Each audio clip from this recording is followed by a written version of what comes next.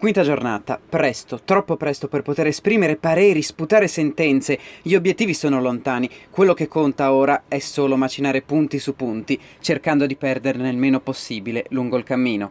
Serie D Girone E, Ligorna Gavorrano, benvenuti.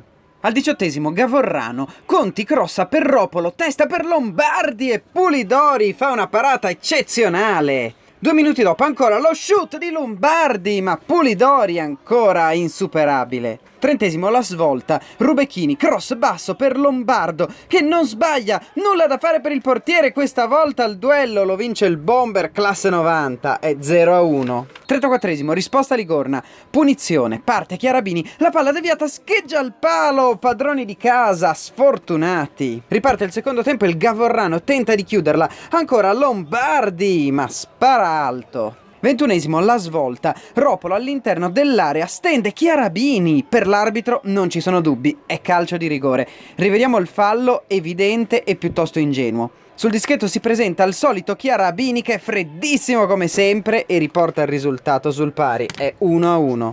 28°, cross di Cretella, sponda di testa per Moscati che al volo tira alto. 31°, Rubecchini in area, cade, ma l'arbitro non ci casca e lo ammonisce per simulazione. Si resta sull'1-1. Il Ligorna termina in crescendo, porta a casa un punto veramente fondamentale.